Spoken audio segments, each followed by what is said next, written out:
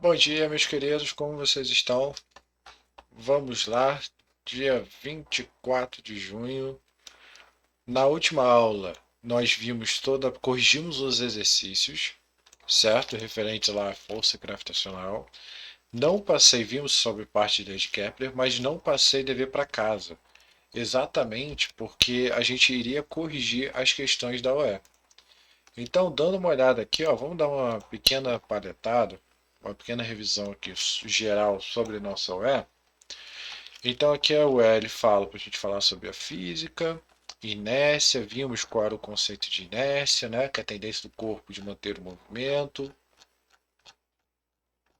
Ele fala mais um pouco sobre as leis de Newton, né, ali, ó, a primeira lei de Newton. A ação e resultante das forças altera o estado do movimento. Operação com vetores, vimos a parte de conceito de operações com vetores, somar, achar módulo. A segunda lei de Newton, F igual a ma, né? Se a resultante não é zero, você vai gerar uma massa vezes aceleração. E aqui, quanto maior a massa, menor a aceleração desse corpo. Alguns exemplos. Aula 3, o princípio da ação e reação, ou seja, a terceira lei de Newton, né? Toda ação gera uma reação de igual valor sentido contrário. E aí ele fala, se aplica uma força F, vou ter uma força menos F, que é a terceira lei de Newton, né? O canhão vai para frente, coisa vai para trás. Quarta lei foi uma das últimas leis que a gente teve nesse mês, né? Umas 2 semanas atrás, mais ou menos. É referente à parte da lei da gravitação universal. Exatamente a fotinho que a gente utilizou, né? Para poder explicar sobre a gravitação universal. E aí, tá aqui algumas perguntas interessantes. E nossa atividade 5, que é exatamente essas atividades aqui de casa. Então, todas essas atividades eu já coloquei lá no PDF, para a gente poder ir resolvendo as considerações finais, né? E a gente termina o nosso conteúdo, a nossa aula. Então, voltando lá para o nosso PDF, então exatamente aquela primeira questão é esse cara aqui, ó, que é o que a gente vai resolver. Então, vamos tentar corrigir essas questões. Tudo bem? Então, vamos lá. Durante uma faxina, a mãe pediu para o filho a ajudasse, deslocando um objeto para mudá-lo de lugar. Para escapar da tarefa, o filho disse ter aprendido na escola que não podia puxar objeto, pois a terceira lei de Newton define que se puxar um corpo, o móvel puxará com igual forças, e assim não conseguirá exercer uma força que possa colocá-lo em movimento. Assinale as opções que representam corretamente o argumento que a mãe poderia utilizar para apontar o erro de interpretação. Então a gente viu que a terceira lei de Newton, eu vou gerar uma ação, vou ter uma reação de igual valor, sentidos contrários, mas atua em corpos diferentes. Então a gente tem a força de ação é aquela exercida pelo garoto, a força de resultante sobre o móvel é sempre nula, as forças que o chão exerce sobre o garoto se anulam, o par de forças de ação e reação não atuam no mesmo corpo. Exatamente nossa letra D.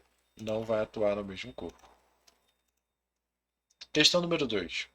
Um pássaro que está de pé sobre uma das mãos do garoto. Assinale a opção correta. Afirme o, a, onde, onde é correto afirmar que a reação à força que o pássaro exerce sobre o garoto é a força de. Então vamos lá, deixa eu ler aqui de novo que eu me perdi. Um pássaro que está em pé sobre uma das mãos do garoto. Assinale a opção onde é correto afirmar que a reação à força que o pássaro exerce sobre a mão do garoto é a força de. É a força. Então, o pássaro exerce uma força peso, eu vou ter uma força normal na mão do garoto. É a força da terra sobre a mão do garoto, do pássaro sobre a mão do garoto, da mão sobre a mão do garoto, da terra sobre o garoto. Então, do pássaro sobre o garoto. Ou seja, existe uma interação pássaro-terra, que empurra, mas como o garoto está no meio do caminho, né? E aí eu tenho uma interação garoto e mão. Então a reação seria exatamente essa força da mão exercer sobre o pássaro. Letra B. Questão 3. De acordo com a primeira lei de Newton, é correto afirmar que Um corpo tende a permanecer em repouso ou movimento retilíneo uniforme quando a resultante das forças que atuam sobre ele é nula. Verdade, né? O corpo permanece em movimento apenas quando houver força atuando sobre ele? Não. Quando a resultante das forças que atuam sobre o corpo é igual a zero, esse corpo somente pode estar em repouso. Não. Pode estar em movimento uniforme. A inércia de um corpo independe da sua massa. Não. A gente viu que ela depende. Então, letra A. Questão número 4. Aplica-se uma força de 40 newtons a um corpo de massa m. O corpo desloca-se em uma linha reta com velocidade que aumenta 10 metros por segundo a cada segundo. Qual o valor em quilogramas da massa? Ah, então aqui ele deu uma misturada, né? Então vamos lá. Eu consigo calcular a minha velocidade, ou melhor, a minha aceleração. Lembra, o que é aceleração? A aceleração é a velocidade dividida pelo tempo. Ou seja, ele fala aqui, ó, que a velocidade aumenta 10 metros por segundo a cada 2 segundos. Então eu consigo calcular a aceleração desse corpo. Por que eu preciso da aceleração? F igual a ma. Então 10 dividido por 2,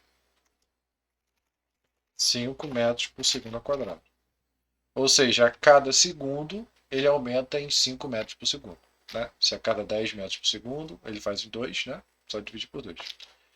Achei uma equação, show de bola. Agora eu vou fazer F igual a m vezes A.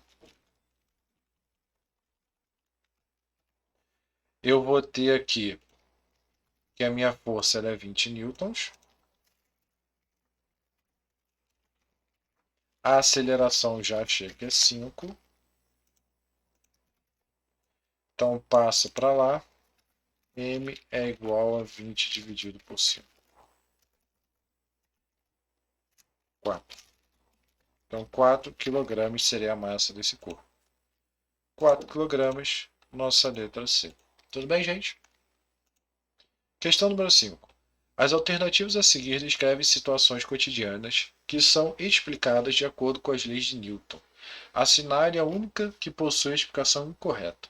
O cinto de segurança impede a tendência natural do corpo de continuar o movimento, caso o carro seja freado inesperadamente. Essa tendência ao movimento é chamada de inércia. Verdade, né? Quando mais massivo for um objeto, mais ele resistirá ao movimento. Verdade, porque a inércia depende da massa. A terceira lei de Newton não se aplica ao lançamento de foguetes. Mentira. A gente não viu o lançamento de foguetes aqui, ó. Cadê? Rapaz, aqui, ó. Ó, a terceira lei de Newton. Isso aqui é a mesma coisa que um foguete, ó. Aqui é combustível, aqui é o foguete. Então não, né? A segunda lei de Newton pode ser escrita como a razão entre a quantidade de movimento e o tempo. Sim, sim. A gente vai ver exatamente o que é quantidade de movimento, tá? E essa relação. Mas sim, ela pode ser relacionada com relação a isso. Mas o errado é a letra C. Tudo bem? Então a gente termina a nossa aula por aqui. Bem rapidinho, bem de boa. Eu vou pedir como atividade para casa um negócio simples. Como a gente falou ali sobre lei de Kepler e Newton, um resumo sobre quem foi Kepler e quem foi Newton. Acho que é tranquilo, né? E aí lembrando que as notas elas vão ser fechadas no dia 31, certo? Então enviem até o dia 31 para eu poder fazer as possíveis alterações. Quem estava com nota errada aí no primeiro bimestre, vou ver se eu consigo corrigir ao longo aí quando o sistema abrir essas notas. Tudo bem, gente? Então a gente termina por aqui. Falou, até a próxima.